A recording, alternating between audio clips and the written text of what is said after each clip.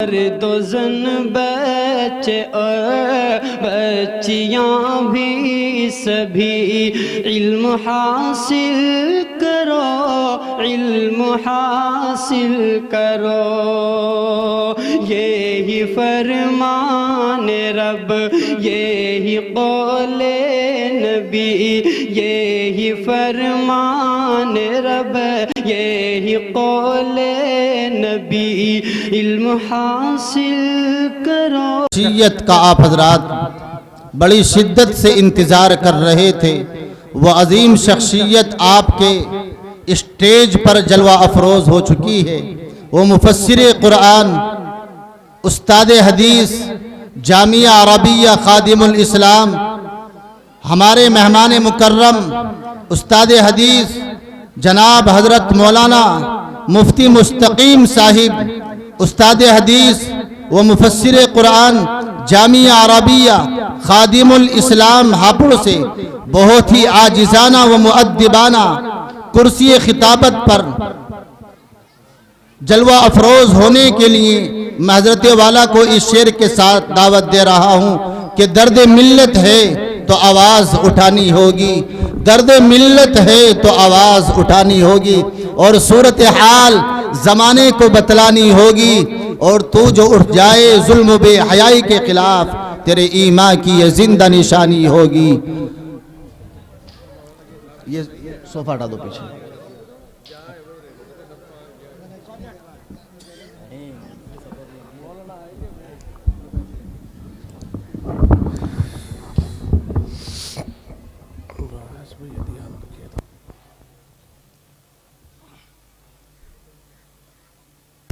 بسم اللہ الرحمن الرحیم، نحمدہ ونصلی علی رسولہ الکریم، اما بعد، اعوذ باللہ من الشیطان الرجیم، بسم اللہ الرحمن الرحیم،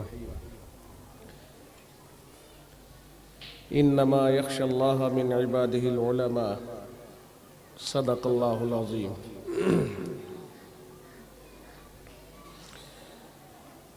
عزیزان ملت، نوجوان ساتھیوں، پیارے دوستوں اور دینی بھائیوں،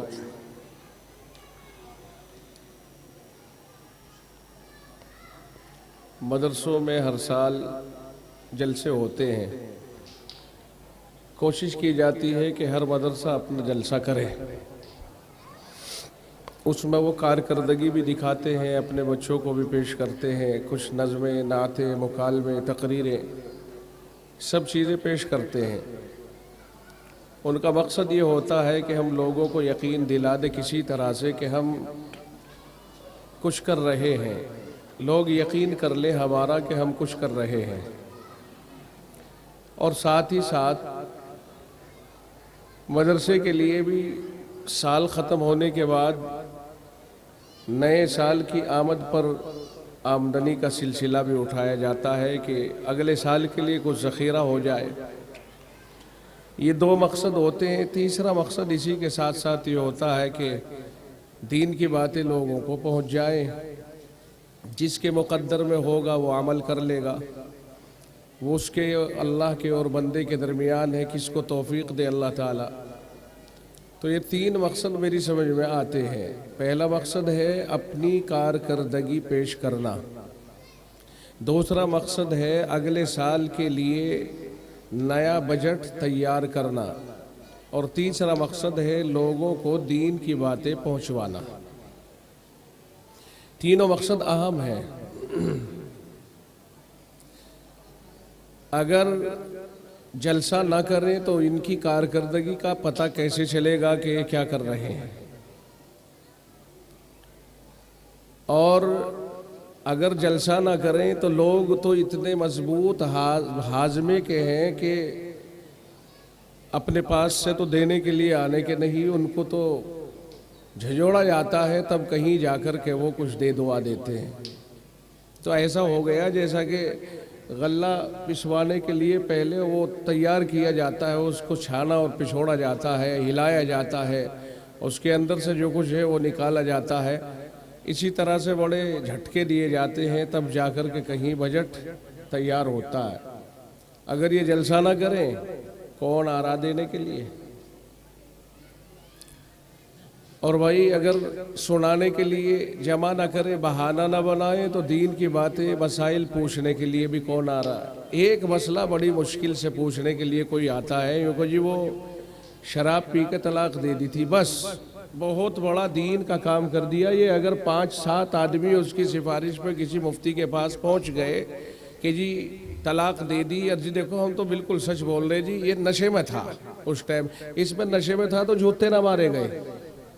भाई इसकी खोपड़ी पे बाल छोड़े ही क्यों तुमने, जब नशे में तलाक दे रहा है तो इतना मारते कि इसकी खोपड़ी बदल जाती। आ रहे सिफारशी बन के उसकी कि साहब नशे में था, न पेशाब पी रखा था, अजी बता दो, कुछ कर लो, देख लो, बच्चे हैं छोटे छोटे, देख लो, कुछ हिसाब सा बना लो। इस मसले को पूछने के लिए ले दे करके मुश्किल से आ पाते हैं लोग। और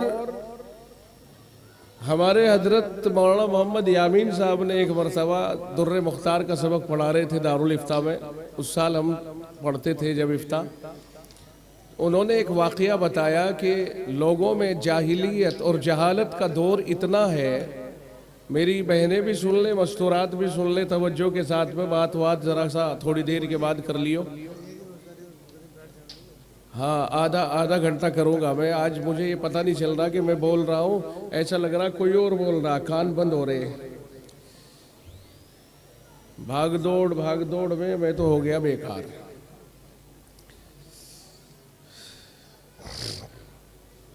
तो आज मुझे ये पता नहीं चल रहा, लोग के नज़ला पड़ता है सांस की जगह पर, या तो सुनने की जगह पर नज़ला पड़ गए। आज कल से ये आलम हो रहा है कि कानों से सुन नहीं रहा।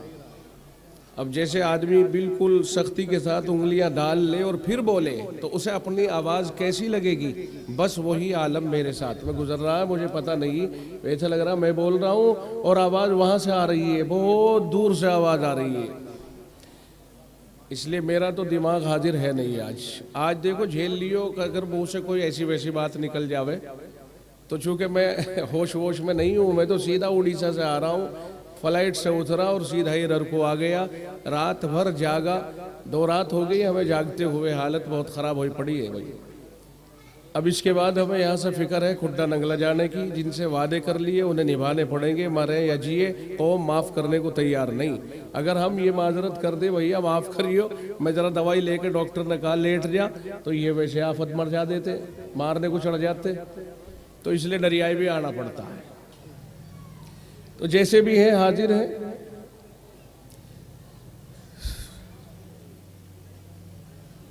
तो हजरत फरमा रहे थे कि लोगों में इल्म हासिल करने का जज्बा बिल्कुल ख़त्म हो गया, यानी आवाम में इल्म हासिल करने का जज्बा मुकम्मल ख़त्म हो गया लगभग। उन्होंने कहा कि झगड़ते हैं, लड़ते हैं, ऐसे जुमले इस्तेमाल कर देते हैं जिससे तलाक हो जाए, और फिर भी एहसास नहीं, फिर भी इसी तरह से ज़िंदगी गुजार रहे हैं, उन्हें हराम और हलाल की कोई तमीज़ नहीं। फरमाया कि मेरे घर पे महल्ले में एक औरत मसला पूछने के लिए आई, मसला क्या मालूम करने आई, अपनी बच्ची को लेके आई, शादीशुदा बच्ची थी। वो कहने लगी मौलाना इसे समझा दो, ये अपनी ससुराल जाने को तैयार नहीं, हमने बहुत समझा लिया, अब आपके पास लाए, आप इसे समझा दो, ससुराल चली जावे, भला देखो तो सही लड़की कहीं अपने घर अच्छी लगे है क्या, वो तो ससुराल में ही सजे है। मैंने भी वही बात समझी, मैंने कहा बेटी ये बात तुम्हारी गलत है, शादी हो गई तो शादी के बाद तो ससुराल ही अच्छी लगती है, वहीं रहो। उसने कहा मौलाना साहब ये पूरी बात कहाँ बता रही, मुझे मेरे शौहर ने तलाक दे दी और कई दफ़ा उसने तलाक दे दी, एक तलाक नहीं कई तलाक एक साथ देता चला गया। अब यूँ बताओ मौलाना मैं वहाँ जाऊँ या ना जाऊँ। तो मैंने कहा भाई इसकी माँ को, भाई ये गलत बात है तुम्हारी, तुम इस पर जोर दे रही हो, जब तलाक दे दी और जिस तरह ये कह रही उस तरह तलाक हो गई, तो फिर तुम इसको ज़बरदस्ती क्यों भेज रही हो।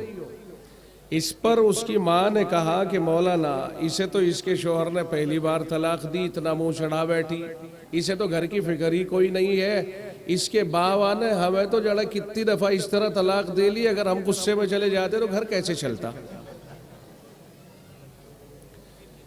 یہ پہلی مرتبہ میں ہی اکھڑ گئی کہ باپ نے ہمیں جڑا کئی دفعہ اس طرح سے کر لیا، ہم تو ایک دن بھی نہ گئے، ہم تو نہ منہ چڑھا کے بیٹھے۔ یہ عالم ہے ہمارے عوام کا۔ ایک تو پڑھنا لکھنا نہیں، چلیے پرانا سا دور تھا، پیچھے کا دور تھا، اس دور میں اتنے زیادہ پڑھنے لکھنے کے رواج نہیں تھے۔ ایک مکتب کھل گیا کسی گاؤں میں تو 3-4 گاؤں میں نہیں، بس وہیں سے چل رہا ہے کام۔ ہمارے آپ حضرات جو بڑے ہیں وہی بتاتے ہیں کہ بھئی مدرسے تو تھے نہیں، ایک آدھی مدرسہ تھا۔ اور اب تو اللہ کا شکر ہے بہت سلسلہ ہے ہر طرح کا، اگر آپ چاہیں تو سیکھ سکتے ہیں، جماعت کی راہ سے سیکھ سکتے ہیں۔ مسجدوں میں اپنے اماموں سے کہہ کر کے تھوڑا سا ٹائم نکال لے، کچھ باتیں دین کی سیکھیں، قرآن شریف سیکھیں، پڑھنا سیکھیں۔ مدرسے میں آ جایا کرو ٹائم نکال کے، ایک کمرہ آپ کے لیے خالی کر لیں گے، یہ کہ بھئی یہاں یہ بڑے حضرات پڑھیں گے آ کر کے، نکالو تو صحیح ٹائم۔ کیا آپ نے یہ نہیں سمجھا کہ یہ قرآن سارے انسانوں کی ہدایت کے لیے ہے اور سب کے لیے ہے؟ کیا آپ نے یہی سمجھ لیا کہ چھوٹے چھوٹے بچوں ہی کے لیے ہے صرف؟ یہ تو بھائی سب کے لیے ہے۔ جس طرح کھانا سب کی ضرورت ہے، اس سے کہیں زیادہ دین حاصل کرنا سب کی ضرورت ہے، اور اس میں کوئی مستثنی نہیں، کوئی بچا ہوا نہیں۔ اگر دین نہیں تو دین کے مقابلے پر جہالت آتی ہے، پھر جہالت ہے، اور جہالت نہ جانے کتنی برائیوں کو جنم دینے والی ہوتی ہے۔ جہاں علم ہوتا ہے وہاں روشنی ہوتی ہے، جہاں علم نہیں ہوتا وہاں تاریکی اور جہالت ہوتی ہے۔ قرآن کریم کا مقصد ہی لوگوں کو اندھیروں سے نکال کر اجالے میں لانا ہے۔ الف لام را، قرآن کریم کہتا ہے کتاب انزلناہ الیک، یہ کتاب قرآن کریم ہم نے آپ کے اوپر نازل کی ہے، یعنی محمد الرسول اللہ صلی اللہ علیہ وسلم کو اللہ نے یہ بتایا یہ کتاب ہم نے آپ کے اوپر اتاری ہے۔ کیوں اتاری ہے؟ اس کی علت اور اس کی وجہ بھی اللہ نے بیان فرما دی، لِتُخْرِجَ النَّاسَ مِنَ الظُّلُمَاتِ إِلَى النُّورِ، تاکہ آپ لوگوں کو کفر کی تاریکی سے ایمان کی روشنی کی طرف نکال کر لے جائے۔ یہ کام ہے قرآن کریم کا۔ اللہ نے آرڈر نازل کیا، قرآن نازل کیا، تو اسی کے ذریعے سے اللہ نے ساری کائنات کی اصلاح کا نظام بنایا ہے۔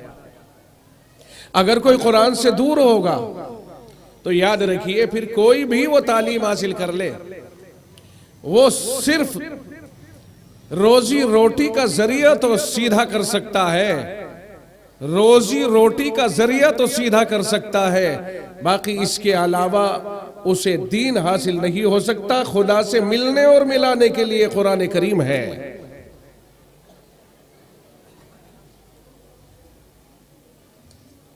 مثال کے طور پر ڈاکٹری کا پیشہ اختیار کیا، وہ صرف لوگوں کے علاج کر کے دولت کما لے گا۔ انجینئرنگ کا پیشہ اختیار کیا، وہ لوگوں سے نقشے بنا کے اپنے دولت سیدھی کر لے گا۔ یا وکالت کا پیشہ اختیار کیا، لوگوں کے مقدمات لڑکے وہ اپنی روزی روٹی سیدھی کر لے گا۔ لیکن مجھے آپ بتائیے کہ اللہ سے ملنے کے لیے اس نے کیا اس کے اندر سے نکالا اور کیا پڑھا اور کیا پڑھایا؟ ظاہر ہے کہ پڑوسیوں کے حقوق کا اسے پتہ نہیں چلا۔ اس علم کے ذریعے سے جو علم اس نے حاصل کیا، چاہے وہ ڈاکٹری ہو، انجینئرنگ ہو یا وکالت کا پیشہ ہو، ان میں کامیابی تو ہے، مرتے دم تک کے لیے کامیابی ہے کہ پیسہ خوب آ سکتا ہے، لیکن معاشرتی اعتبار سے جہاں تک اصلاح کا تعلق ہے ان سے کوئی لینا دینا نہیں ہے۔ روزی روٹی کا ہنر تو ہے لیکن انسانیت کو زندہ کرنے کے لیے ان میں کوئی چیز نہیں ہے۔ ایک صاحب ڈاکٹر تھے سرکاری، اپنے گاؤں کا انہوں نے مجھ سے بتایا، سرکاری ڈاکٹر تھے، ان کی تقریباً 1,15,000 روپے تنخواہ تھی جب میری اور ان کی گفتگو ہوئی تھی۔ گاؤں میں جاتے تھے وہ، انہوں نے کہا کہ میں نے گاؤں میں فیس لگا رکھی ہے، فیس لے کر کے تب کسی کو دیکھتا ہوں، بغیر فیس کے میں نہیں دیکھتا۔ بھائی وجہ کیا ہے؟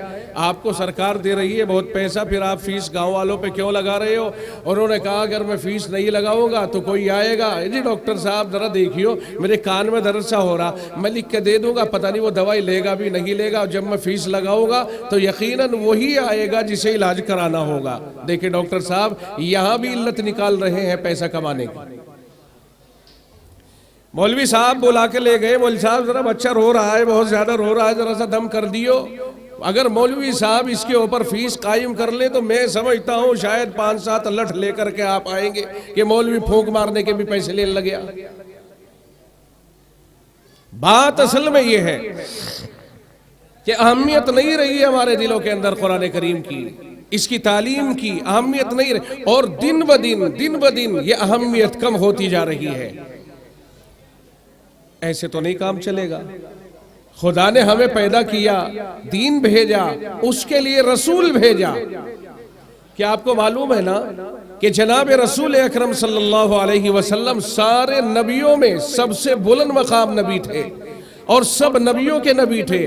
پورے عالم کی ہدایت کے لیے اللہ نے آپ کو چنا، آپ ہی کے اوپر اللہ نے قرآن کریم نازل فرمایا ہے۔ آپ رسول اللہ کی عظمت کے قائل ہیں، آپ رسول اللہ کی بلندی مرتبت کے قائل ہیں، ہے یا نہیں ہیں؟ آپ بتائیے ہاں یا نہ میں جواب دیں۔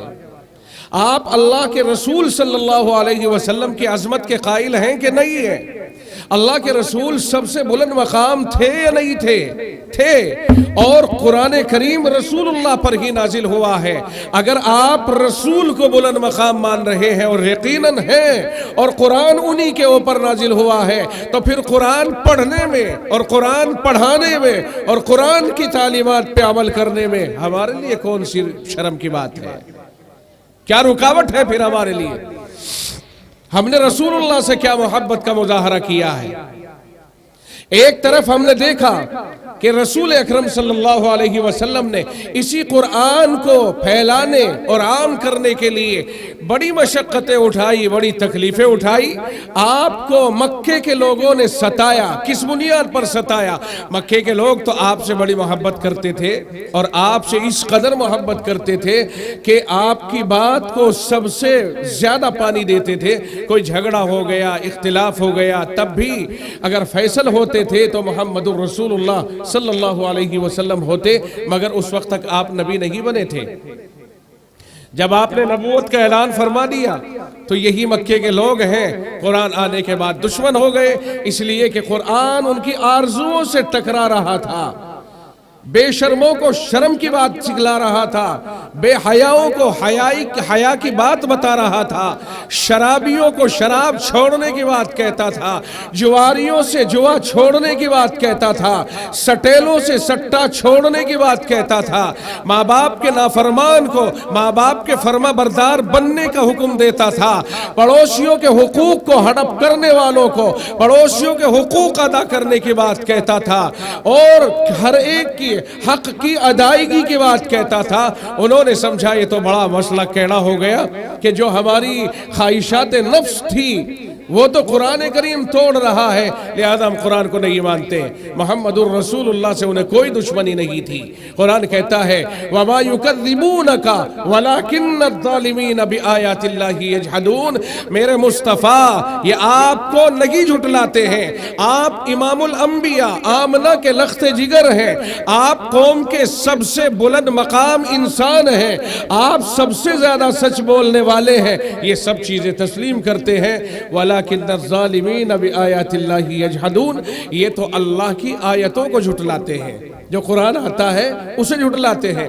اب آپ اندازہ لگائیے کفار مکہ قرآن کریم سے بیزار، محمد الرسول اللہ سے بیزار نہیں تھے۔ وہ محمد الرسول اللہ سے دشمنی ہوئی قرآن کی بنیاد پر۔ اگر قرآن نہ پیش کرے، ایک بار پیشکش کی انہوں نے، وَإِذَا تُتْلَى عَلَيْهِمْ آيَاتُنَا بَيِّنَاتٍ۔ قرآن کہتا ہے جب ان کے سامنے ہماری نشانیاں، ہماری آیتیں پڑھ کر سنائی جاتی، کن کے سامنے؟ کفار مکہ کے سامنے۔ وہ کیا کہتے ہیں؟ قَالَ الَّذِينَ لَا يَرْجُونَ لِقَاءَنَا ائْتِ بِقُرْآنٍ غَيْرِ هَذَا أَوْ بَدِّلْهُ۔ وہ لوگ جو ہم سے ملنے کی امید نہیں رکھتے تھے یعنی کفار یوں کہتے تھے کہ محمد تو اس کے علاوہ دوسرا قرآن لے آ یا اس میں کچھ تھوڑی سی تبدیلی کر لے جس سے ہمارے مزاج کے حساب سے ہو جائے۔ اس پر قرآن کریم میں اللہ نے فرمایا آپ ان سے کہہ دیجئے قل ما یکون لی ان ابدلہ من تلقاء نفسی، آپ فرما دیجئے ان سے کہ میرے بس کی بات نہیں ہے کہ میں اپنی جانب سے اس کے اندر کوئی کسی قسم کی تبدیلی کروں،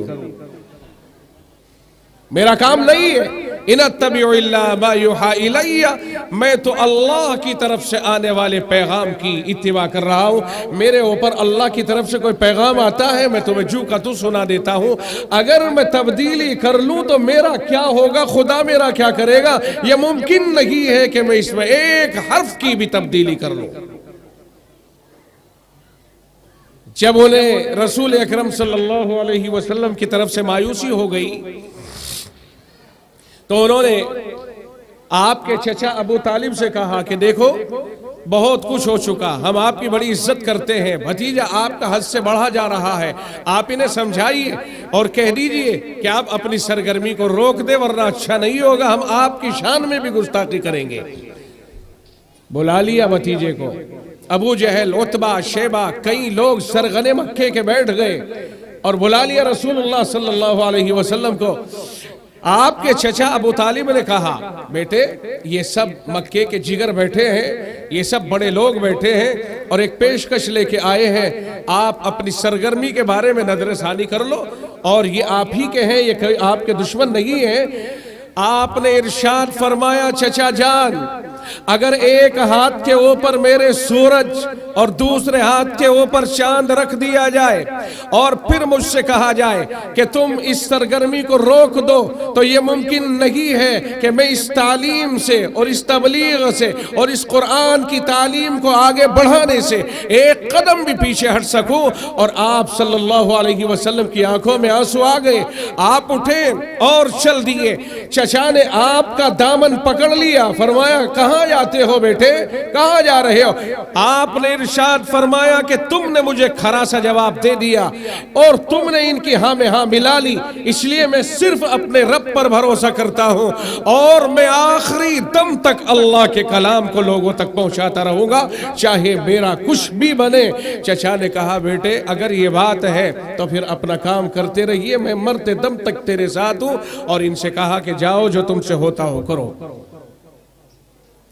ایک کافر ابو طالب کفر پر مرا ہے، رسول اکرم صلی اللہ علیہ وسلم کا آخری دم تک ساتھ دینے والا، آپ کے ساتھ مل کر کے آپ کی محبت میں شعب ابی طالب میں 3 سال قید کے گزارنے والا، مشقت کے ساتھ گزارنے والا، مگر رسول اللہ کا ساتھ نہیں چھوڑتا ہے، کہتا ہے کچھ بھی ہو بھتیجے میں آخری دم تک تیرے ساتھ رہوں گا، لیکن مقدر میں ایمان نہیں تھا، ایمان نہیں لایا۔ اور جب اللہ کے نبی علیہ السلام نے فرمایا چچا جان آخری وقت ہے، آپ میرے کان ہی میں کہہ دو، کم از کم کسی کو سناؤ مت، میں رب کے ہاں گواہی دے دوں گا آپ نے اسلام کے لیے قربانی دی، آپ میرے کان میں کہہ دو لا الہ الا اللہ، میں اللہ کے سامنے جا کے گواہی دوں گا، آپ کو بخشوا دوں گا۔ تو لوگوں نے ابو طالب کو ملامت کی، لو صاحب آخر میں بھتیجے کے دین سے ڈر کر کے اور دوزخ سے ڈر کر کے اپنے بڑوں کا دین چھوڑ رہا ہے، یہ دیکھیو شرم مار گئی ابو طالب کو، کہنے لگے بھتیجے تیری بات 100% صحیح ہے، لیکن اگر یہ ڈر نہ ہوتا کہ میرے مرنے کے بعد یہ عورتیں بھی مجھے تانا دیں گی تو یقیناً میں تیرا دل ٹھنڈا کر دیتا اور کلمہ پڑھ لیتا۔ اور یہ کہہ کر کے یہ کہتا ہوا کہ میں اپنے ابو باپ داداؤں کے دین پر مر رہا ہوں، اور یہ کہتے کہتے اس کی روح قبض ہو گئی۔ رسول اکرم صلی اللہ علیہ وسلم نے زور لگا دیا، اپنی انتھک کوششیں کی، جبریل دوڑ کر کے آئے، جب آپ کو دیکھا کہ غمگین بیٹھ گئے کہ جس چچا نے آخری दम तक दीन इस्लाम का साथ दिया और ढाल बन करके साथ रहा, आज वो ईमान से हट करके कुफ्र पर मर रहा है, तो रब ने फरमाया इन्नका ला तहदी मन अहबब्ता वलाकिन्नल्लाह यहदी मन यशा। आप जिसे चाहे हिदायत देना, नहीं, जिसे रब चाहे हिदायत देना, हिदायत उसी को मिलेगी। आप गम ना करें, हमारी चाहत इसके लिए हिदायत की नहीं थी। अब अल्लाह जाने क्या मसलियत थी, साथ खूब दे रहे हैं लेकिन हिदायत मुकद्दर में नहीं थी।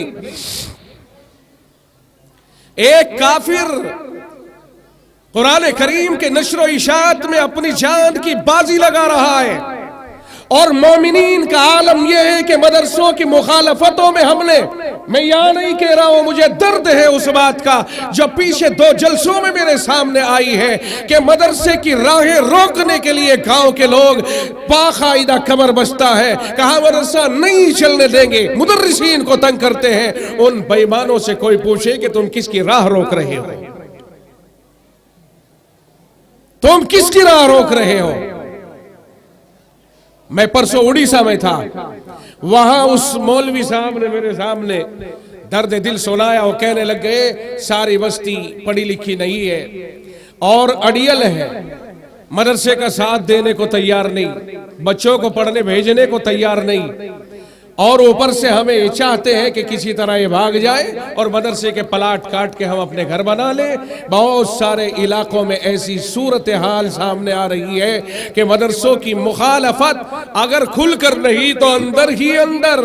याद रखिए, ये अबू जहल की रूहानी औलाद तो हो सकते हैं, ये मोहम्मदुर रसूलुल्लाह के दीन के सही वारिस नहीं हो सकते हैं। ये अबू जहल के मोहब्बत करने वाले तो हो सकते हैं। अबू जहल था जो कुरान का रास्ता रोकने के लिए खड़ा होता था, और अंग्रेज की तो ये नापाक ज़ुर्रियत हो सकती है, मगर मोहम्मदुर रसूलुल्लाह के दीन पर उसकी मोहब्बत करने वाले नहीं हो सकते हैं। ये रूहानियत उतरती है, ये रूहानियत उतरती है। कलमा पढ़ लिया, कलमा अगरचे बख्शिश का सबब है, लेकिन फितरतों के अंदर कुछ खराबियां पैदा हो जाती हैं, कुछ कड़वाहटें पैदा हो जाती हैं। कुरान को हमें समझना चाहिए, उम्मत मुस्लिमा को आज समझ ले अच्छी तरह से।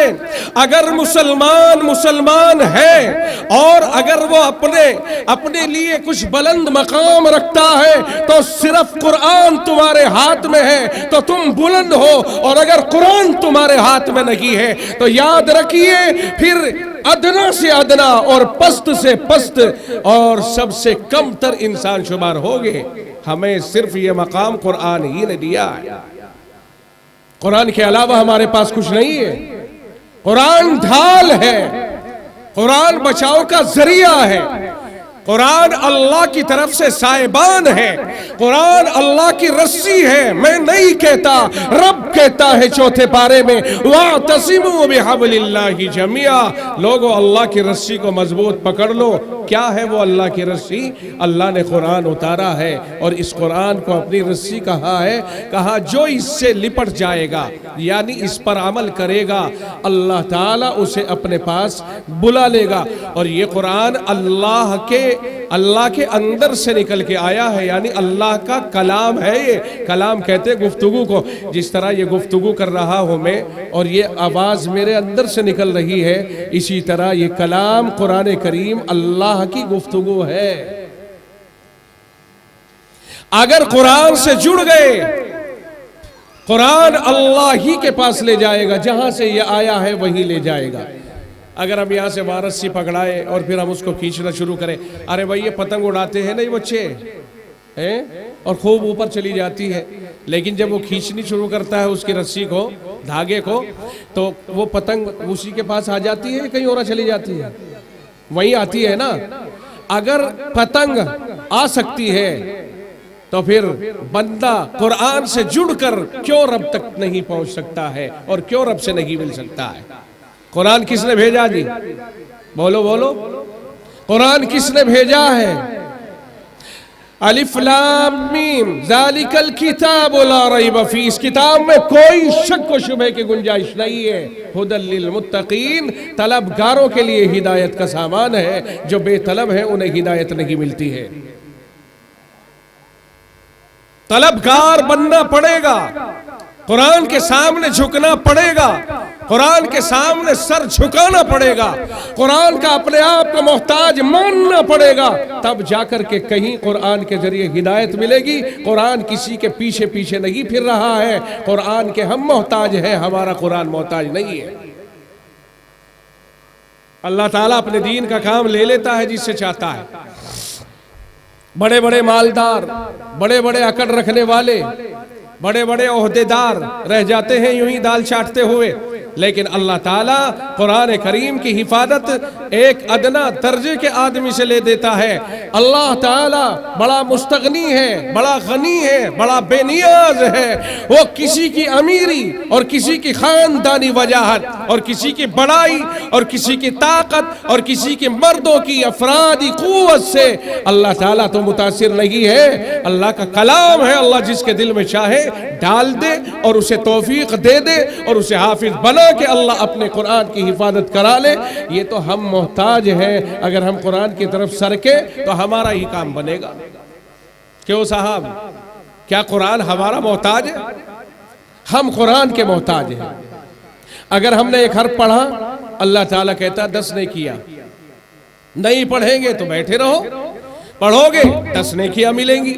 تو ضرورت ہماری ہے نا، کسی اور کی نہیں ہے۔ اس لیے ہمیں قرآن کریم کی تعلیم کی طرف زیادہ سے زیادہ جڑنا چاہیے، چلنا چاہیے، اور مکتب زیادہ سے زیادہ قائم ہونے چاہیے۔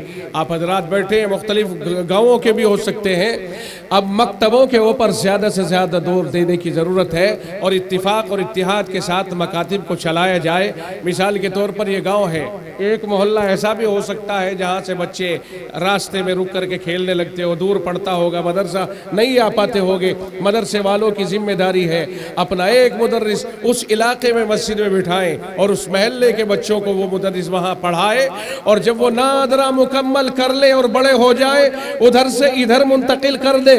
یہ نہیں کہ صاحب اپوزٹ دیوبند دارالعلوم بنا کر کے کھڑا کر دے اور ایک محلے کو توڑ کر کے بغاوت پر آمادہ کر دے اور وہ بڑے مدرسے سے مخالف ہو جائے کہ نہیں جی ہمارا تو یہ ہے، اب ہم بڑے مدرسے کو چندہ بھی نہیں دیں گے، ہم تو اپنے کو دیں گے۔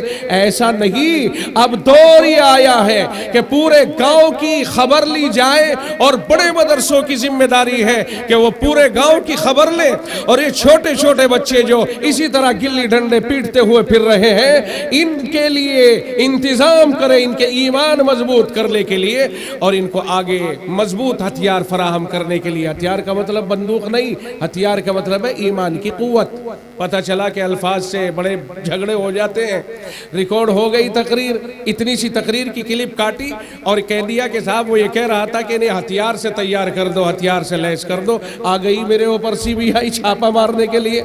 یہاں مراد ہتھیار سے ہے ایمان کی مضبوطی، ایمان کو مضبوط کرو۔ اور دیکھو یہ جو چھوٹے چھوٹے ہیں نا، جب ان کو ایمان سکھاؤ گے، آپ کہو گے کلمہ پڑھے گا، کلمہ پڑھاؤ گے، جیسے جا رہا ہے نا چھوٹا سا، یہ چل رہا ہے تمہارے سامنے، یہ ایک پروڈکٹ ہے، میں نے دکھایا آپ کو، اس طرح کے بچے جب آپ انہیں سکھاؤ گے کلمہ، اور سن لو یہ بیکار قسم کے کام نہیں کریں گے مکتبوں کے اندر۔ مکتبوں میں شرع جامی کی صلاحیت رکھنے والے اساتذہ کی ضرورت ہے تاکہ وہ بچوں کو وہ صحیح معنی میں ایمانیات سکھائے، دین سکھائے، دین میں ان کو پختہ کرے۔ جب وہ خود پختہ ہوگا تبھی تو بچوں کو پختہ کرے گا، اور اس کے لیے تمہاری ذمہ داری بنتی ہے، چاہے تمہیں 20,000 روپے دے کر کے ایسا قابل مدرس رکھنا پڑے، لیکن اپنے بچوں کے لیے ایسا قابل مدرس رکھیے کہ جو مدرس آپ کے بچوں کو اندر تک اتار دے ایمان، پھر دنیا ادھر سے ادھر ہو جائے اس کا ایمان متزلزل نہ ہو۔ اس وقت ضرورت ہے ایسے مدرسین اور ایسے مقابلہ کرنے والوں کی۔ آپ کو یاد ہونا چاہیے، تاریخ ہمیں بتاتی ہے کہ تاریخ ملک کے اوپر ایک مرتبہ اس طرح جھاڑو پھیر چکی ہے۔ سن 1601 عیسوی میں یہاں انگریز داخل ہوا تھا، اور 1 صدی کے اندر اندر اس نے باقاعدہ بہت بڑے حصے کے اوپر ملک پر قبضہ کر لیا تھا۔ अगली सदी आई, अगली सदी के अंदर उसने बाकायदा राज करना शुरू कर दिया कुछ इलाकों के ऊपर। बंगाल पर कब्जा कर चुका था, ये अंग्रेज ने तसल्लुत कर लिया था यहाँ पर, और होते होते 1772 तक पहुंचा है और नौबत यहाँ तक आ गई कि दूसरी सदी का पूरी सदी नहीं गुजरी थी कि मुल्क पर ही नहीं बल्कि बर्रे सगीर के ऊपर अंग्रेज ने कब्जा कर लिया था और यूं कह दिया था हुकूमत शाह आलम अज दिल्ली था पालम, और ये कह दिया था कि हमारी हुकूमत में सूरज गुरूब नहीं होता। फिर ये कहा कि खल्क खुदा की है, हुकूमत बादशाह की है और हुक्मरानी ईस्ट इंडिया कंपनी की है। जब उसने ये कहा तब शाह अब्दुल अजीज मुहद्दिस देहलवी एक आलिम दीन ने खड़े होकर के फतवा दिया था कि लोगों सुन लो, आज से हमारा मुल्क गुलाम हो चुका है और गुलाम मुल्क को आजाद कराना हमारी जिम्मेदारी है। हमारे ऊपर फर्ज है कि हम आगे बढ़ें और अंग्रेज से मुकाबला करें और इसकी गुलामी की जंजीरों को गले से निकाल करके फेंक दें। ये शाह अब्दुल अजीज मुहद्दिस देहलवी का फतवा था। इस फतवे के बाद बहुत से लोग आए और फतवा देने के बाद अंग्रेज ने शाह अब्दुल अजीज मुहद्दिस देहलवी को जेल में डाल दिया। उनके जिस्म के ऊपर छपकली का सुफूफ बना करके उसको रगड़ दिया, उन्हें पर्स में मुब्तला कर दिया, उनकी जायदाद को हड़प कर लिया, उन्हें सजाएं दी गई, मगर फरमाया एक एक मर्तबा अपने फतवे को वापस ले लो, छोड़ दिए जाओगे। शाह अब्दुल अजीज ने फरमाया अंग्रेज सुन ले, मेरे टुकड़े तो हो सकते हैं मगर मैं अपना फतवा वापस नहीं ले सकता हूं, इसलिए कि अंग्रेज कुरान का दुश्मन था, मुल्क का दुश्मन था। इसके मुकाबले पर सबसे पहले अगर कोई खड़ा हुआ तो वो शाह अब्दुल अजीज मुहद्दिस देहलवी था और एक आलिम दीन था। फिर तो क्या था कि उलमा की एक कतार आ गई। नवाब सिराजुद्दौला आए, सुल्तान टीपू शहीद रहमतुल्लाह अलैह आए, शाह इस्माइल शहीद आए, सैयद अहमद शहीद आए, मैदान कारजार गर्म हुए। वो सुल्तान टीपू भी आया जिसने यूं कहा था कि शेर की एक दिन की जिंदगी गीदड़ की 100 साल की जिंदगी से बेहतर है। वो अंग्रेज के मुकाबले पर आए। आज तो कोई कुछ भी कह ले, कहता रहे, कहने के लिए आसानी है। ये बच्चे जो हमारे स्कूल और कॉलेजों में पढ़ते हैं, मैं दावे के साथ कह सकता हूं कि इन्हें अपने बुजुर्गों की तारीख याद नहीं है, इसलिए कि इन्हें अब गौड़से को सलामी देना सिखाने की कोशिश की जा रही है। अब इन्हें अपने अकाबिर जिन्होंने मुल्क की आजादी में हिस्सा लिया था और अपना खून पेश किया था, अपना जिस्म और अपना लहू पेश किया था, उनकी तारीख मस्क कर दी गई, उन्हें खत्म कर दिया गया। अब पूछिए आप स्कूल और कॉलेजों में पढ़ने वालों से, ओ भाई जो अपने बुजुर्गों की तारीख भूल जाता है वो गया, खत्म गया, उसकी कहानी ही खत्म हो जाती है। आज भी मैं कहता हूं अभी तुम्हारे अकाबिर जिंदा है, अभी आपके बुजुर्ग जिंदा है, अभी उलमा जिंदा है। आओ और इनसे अकाबिर की तारीख मालूम करो और पढ़ो और समझो कि हम कौन थे और कौन हैं। हमारा कोई सानी नहीं है, हमारा मुल्क में कोई बराबरी करने वाला नहीं है। याद होगा कि हजरत शेखुल हिंद रहमतुल्लाह अलैह देवबंद के रहने वाले, दारुल देवबंद के शेखुल हदीस थे, सदरुल मुदर्रिसीन थे, फतवा जारी कर दिया कि अंग्रेज के साथ ताल्लुक कायम करना हराम है। गिरफ्तार कर लिए गए। हजरत मदनी रहमतुल्लाह अलैह भी माल्टा पहुंचे, तहरीक रेशमी रुमाल चलाई, बहुत सारी तहरीकात चलाई, गिरफ्तार हो गए, माल्टा की जेल में कैद हो गए। अंग्रेज उन्हें लिटा देता, उल्टा दबा लेता और लोहे की सलाखें इस तरह गर्म करता जिस तरह कबाब पकाया जाता है, सुर्ख करके लोहे को और कमर के ऊपर दाग देता। शेखुल हिंद इंसान थे, हम समझते हैं जब इंसान थे तो दर्द तो होता होगा, चूंकि इंसान थे, बशर थे और इंसानियत से इंसानी तकाजे सब में होते हैं। और अंग्रेज कहता ओ महमूद हमारे हक में फतवा दे दे, अपना फतवा वापस ले ले। हजरत फरमाया करते थे कि सुन ले, बिलाल का वारिस हूं, चमड़ा उधड़ सकता है मगर तेरे हक में फतवा नहीं दे सकता। मेरा वही फतवा है, कल भी वही फतवा था, आज भी वही फतवा है, आइंदा भी वही फतवा रहेगा। ये दारुल का सपूत था जिसने अंग्रेज की ताकत के सामने अपने आप को झुकने नहीं दिया। और जब माल्टा से आजाद होकर के आए हैं और बुढ़ापे में कमर झुक गई तो शेखुल हिंद انگریز کو دیکھ کر کے یوں بتکلف سینہ تان کر کے چلا کرتے تھے۔ لوگ پوچھتے حضرت آپ کمزور ہیں، پھر انگریز کے سامنے آپ اس طرح کیوں چلتے ہو؟ فرمایا میں اس ظالم کو یہ بتانا چاہتا ہوں کہ محمود تیرے مقابلے پر کبھی کمزور نہیں ہے، کہیں ایسا نہ ہو کہ یہ ظالم مجھے کمزور سمجھ لے۔ انگریز کہتا تھا کہ محمود حسن دیوبندی کو اگر جلا دیا جائے پھر اس کی راکھ کو بھی سونگا جائے تو انگریز کی نفرت کی بو ہی آئے گی۔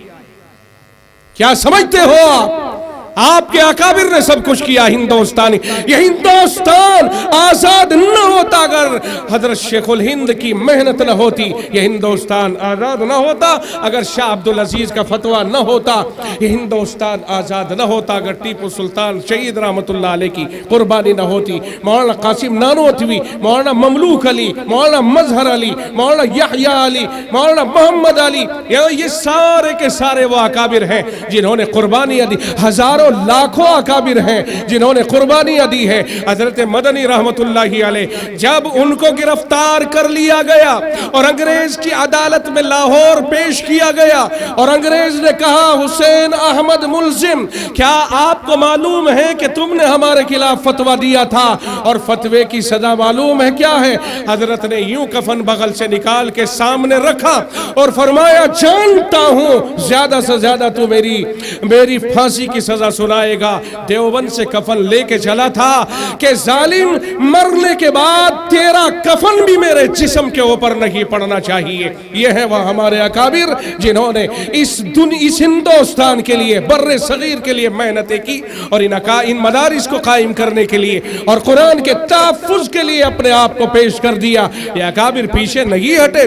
یاد ہوگا بہت سے حالات آئے ان مدرسوں کے تحفظ اور ملک کے تحفظ کے لیے، کبھی بوریوں میں بند کر کے دریاؤں میں ڈال دیا جاتا، گولیوں کا نشانہ بنا کے تڑپا دیا جاتا، کبھی خنزیر کی خالوں میں بند کر کے گولیاں چلائی جاتی، کبھی بہت سے دوسرے ہنگامی حالات کھڑے کیے جاتے۔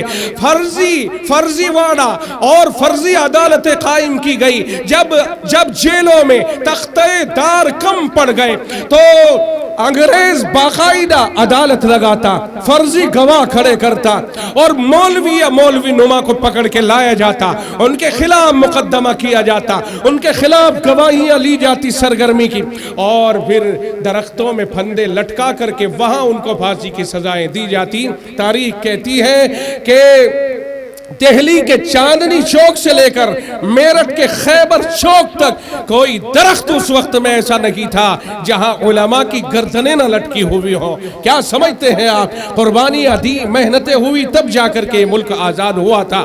اور کبھی ایسا بھی ہوا کہ ایک توپ لائی گئی، چاروں طرف سے لوگوں کو جمع کر لیا گیا، پورے گاؤں کے لوگوں کو جمع کر لیا گیا، توپ کے دہانے کے اوپر ایک عالم دین کو یوں اس طرح سے باندھ دیا گیا، جکڑ دیا گیا، اور توپچی کو کہا گیا گولا داغو۔ سب سے کہا گیا دیکھو یہ ہم اس کے ساتھ یہ سلوک کیوں کر رہے ہیں کہ یہ ملک کی آزادی کی بات کرتا ہے، یہ قرآن کی بات کرتا ہے، خبردار۔ توپچی سے کہا جاتا گولا داغو، گولا داغ کر کے اس کی دھجیاں اڑا دی جاتی اور کہا جاتا خبردار اگر اب کے بعد کسی نے ہمارے مقابلے پر بغاوت ظاہر کی اور ملک کی آزادی کی بات کی تو اس کے ساتھ یہی حشر ہوگا۔